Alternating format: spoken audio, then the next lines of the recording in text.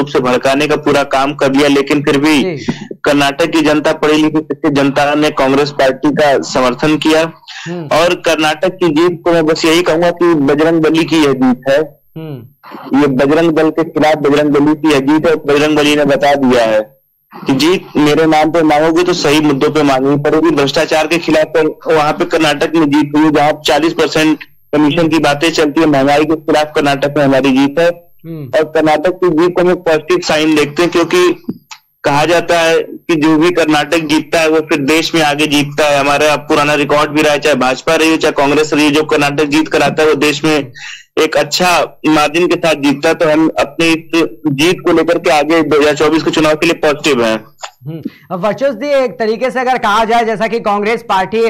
काफी पुरानी पार्टी है और अगर बात करी जाए क्षेत्रीय जो चुनाव है उनको लेकर के भी अगर बात करी जाए तो कांग्रेस पार्टी तो काफी पुरानी पार्टी है। बीजेपी से भी अगर बात करी जाए तो उससे भी पुरानी पार्टी जो है कांग्रेस पार्टी कहा जाता है। तो जिस तरीके से जो बीजेपी का जो क्षेत्रीय चुनाव को लेकर के और विधानसभा चुनाव को लेकर के जिस तरीके से चुनावी प्रचार का रुख रहता है, कहीं ना कहीं आपको नहीं लगता कि कांग्रेस पार्टी का जो चुनावी प्रचार है वो चुनावी प्रचार जो है बीजेपी से कमजोर नजर आता है? नहीं, बिल्कुल मुझे ऐसा नहीं लगता कि कांग्रेस पार्टी का चुनावी प्रचार कमजोर होता है। देखिए, जब आपकी सरकार होती है तो आपके जो स्टार होते हैं वो आपके विधायक, क्षेत्रीय विधायक और आपके सांसद होते हैं। हमारी कांग्रेस पार्टी के उत्तर प्रदेश में मात्र 2 विधायक हैं और 1 सांसद है। ऐसे में हमारे पास स्टार के रूप में कोई है नहीं और हमारा संगठन जमीनी स्तर पर पूर्ण रूप से ध्वस्त हो चुका है।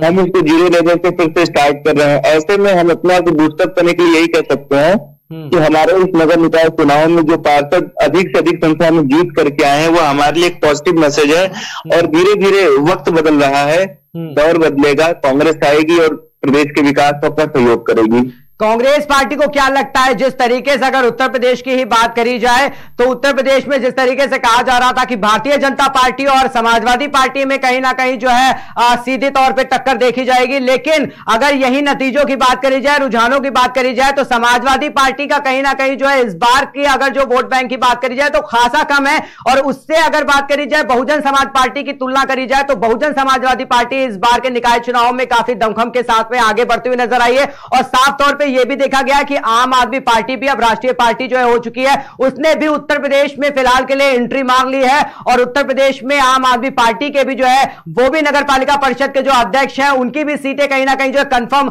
नजर आती हुई दिख रही है। तो अब क्या कहा जा सकता है कि उत्तर प्रदेश में आने वाला जो लोकसभा चुनाव है उसको लेकर के अगर बात करी जाए तो क्या आपकी नजर में कांग्रेस कहां तक की किसके साथ टक्कर मानती है कि बीजेपी के साथ जो है आने वाले लोकसभा में चुनाव में टक्कर होगी, या फिर आम आदमी पार्टी भी अब टक्कर में जो है आ सकती है उत्तर प्रदेश के चुनाव में? देखिए, लोकसभा चुनाव राष्ट्रीय मुद्दों पर होता है, इसलिए हम लोग लोकसभा चुनाव के लिए यही कह सकते हैं कि जिस तरीके से आज हम कर्नाटक जीते हैं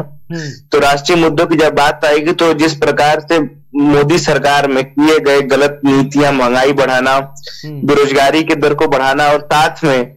गलत तरीके से भारत की जनता के पैसे को अपने 2 मित्रों में बांट देना, इन मुद्दों पर जब हम चुनाव लड़ेंगे तो हमें पूरा विश्वास है कि उत्तर प्रदेश में हम फिर से अपनी जमीन को पाएंगे और सबसे ज्यादा सांसद कांग्रेस पार्टी के यूपी से होंगे। वर्चस्व जी, जिस तरीके से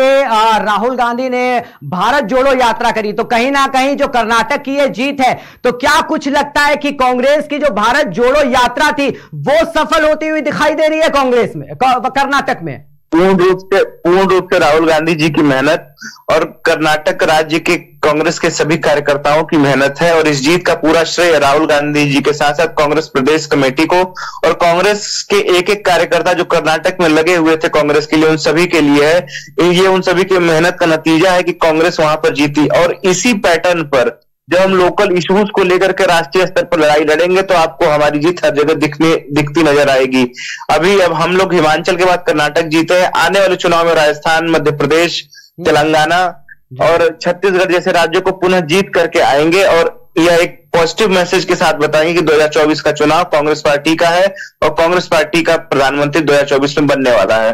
ठीक है, बहुत बहुत धन्यवाद हमारे साथ जुड़ने के लिए और अधिक जानकारी देने के लिए। तो ये थे हमारे साथ में कांग्रेस पार्टी से वर्चस्व पांडे जी, जिनका साफ तौर पे कहना है कि भारत जोड़ो यात्रा, जो राहुल गांधी जी की भारत जोड़ो यात्रा थी, साफ तौर पे कहीं ना कहीं सफल होते हुए दिखाई दी। और जिस तरीके से कर्नाटक में कांग्रेस पार्टी ने पूर्ण बहुमत के साथ सरकार बनाई है, ये वाकई देखने वाला है और ये मानने वाला कांग्रेस पार्टी के लिए। जिस तरीके से जो अभी चुनावी प्रचार प्रसार के समय पे जिस तरीके से भारतीय जनता पार्टी और कांग्रेस में कहा जा रहा था, जिस तरीके से टक्कर देखी जा रही थी, वो टक्कर जो है अब कहीं ना कहीं कर्नाटक में साफ तौर पे सारा सुपड़ा साफ करते हुए कांग्रेस ने बंपर जीत हासिल करी है कर्नाटक में। और कहीं ना कहीं ये साफ तौर पे देखा जा रहा है कि क्षेत्रीय चुनाव को लेकर के कांग्रेस इतना दमखम के साथ उत्तर प्रदेश में नहीं थी, लेकिन कर्नाटक की अगर बात करी जाए तो कर्नाटक में पूर्ण रूप से सरकार बनाने के लिए उतावली, सरकार बनाने के लिए जो है बीजेपी भी उतावली थी और कांग्रेस की बात करी जाए तो कांग्रेस थी। लेकिन जो है अगर बात करें राहुल गांधी की, तो राहुल गांधी की जिस तरीके से जो मेहनत थी, वो मेहनत कर्नाटक में रंग लाते हुए दिखाई दी और कर्नाटक में पूर्ण बहुमत के साथ जो है कांग्रेस ने फिलहाल सरकार बना ली है। तो लगातार जो अपडेट उत्तर प्रदेश